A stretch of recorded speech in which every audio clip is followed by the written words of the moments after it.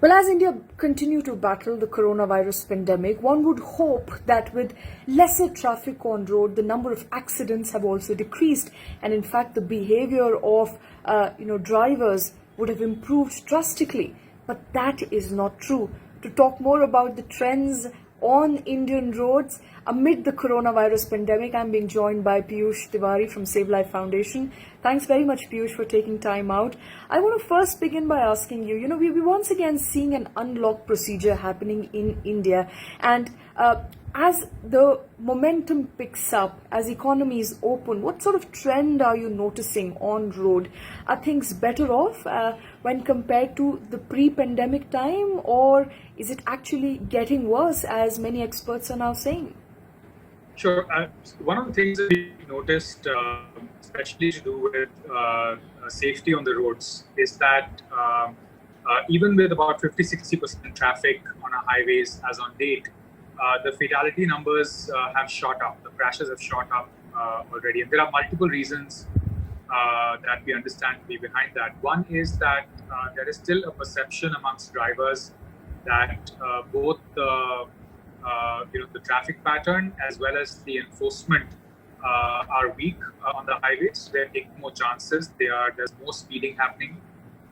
There are more violations that are taking place, and that is leading to a number of crashes and resulting fatalities. So we've seen in the last month or so, both the crashes and the fatalities have suddenly shot up in the country, and that's a point of concern for us, given that the epidemic of road crash is still very much around, and we had an opportunity to address it during the lockdown period, but unfortunately, we've not been able to, and I think that's leading to crashes and fatalities again. Well, does it come as a surprise to you that the number of casualties in road accidents continue to be as high as you're mentioning, despite the fact that the traffic overall has reduced substantially in the past couple of months? What's surprising is that people seem to have forgotten pretty much every single rule of the road the lockdown period while they were at home.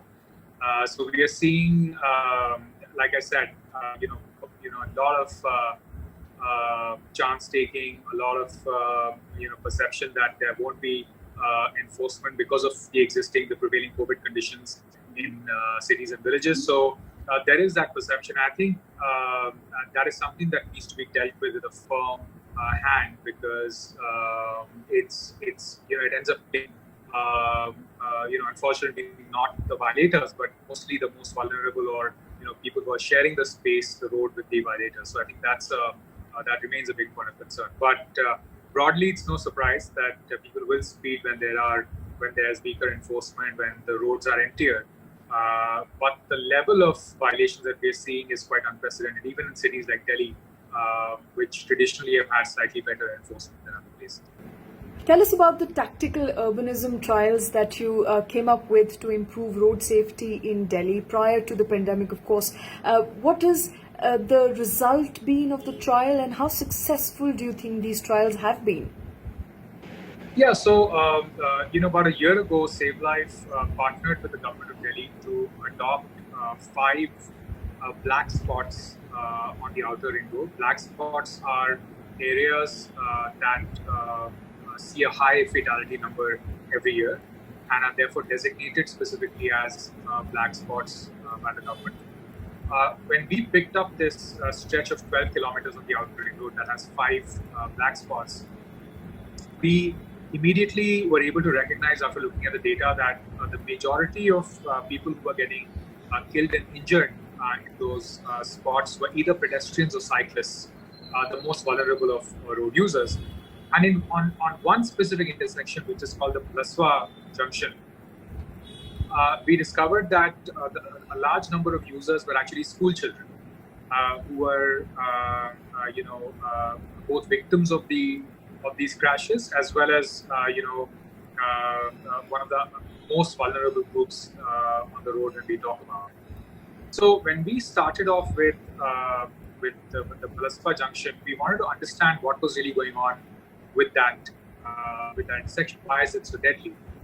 And upon doing about 5 audits on the site, we were able to determine that it was actually the design of the intersection which was at fault.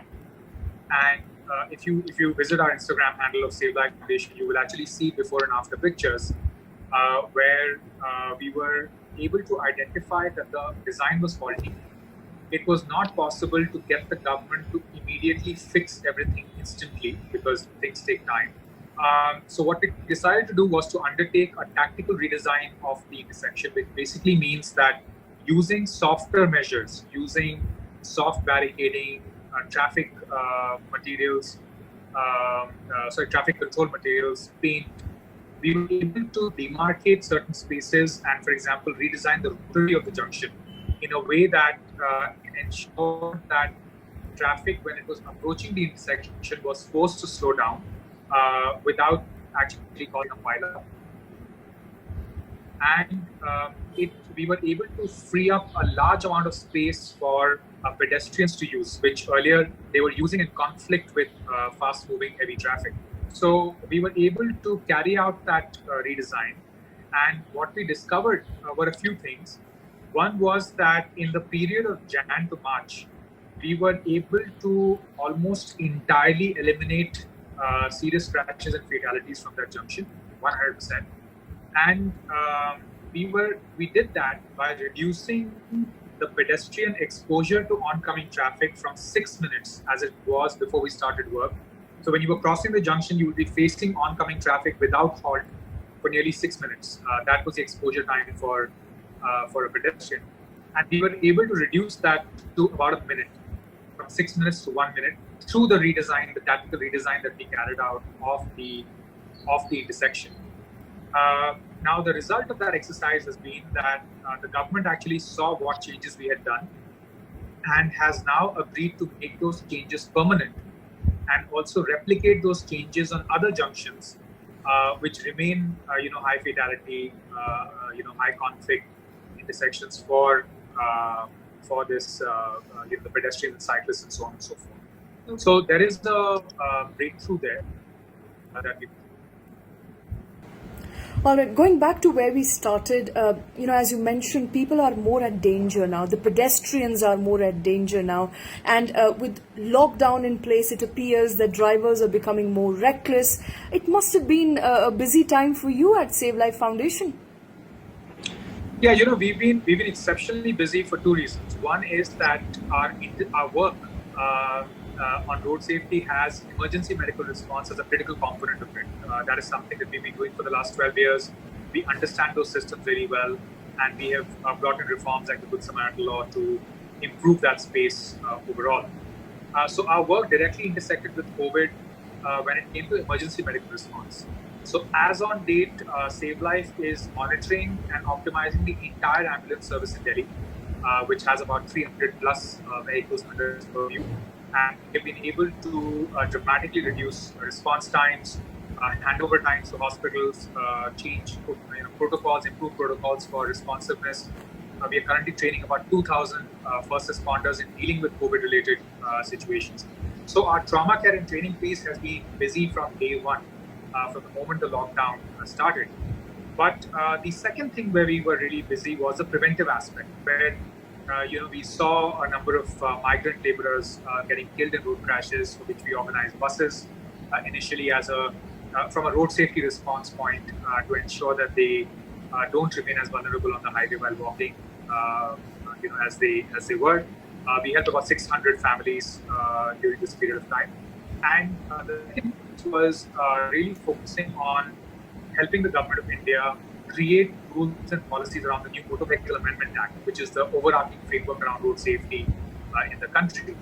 And the third thing has been really that the highways where we directly operate, SaveLIFE was designated as an emergency service. So we were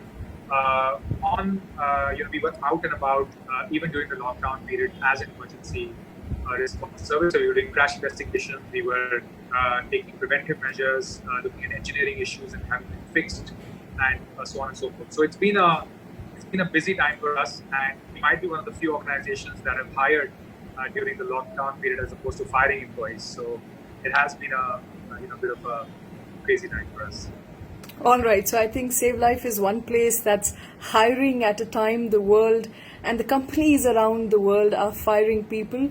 Thanks very much, Piyush, for your time.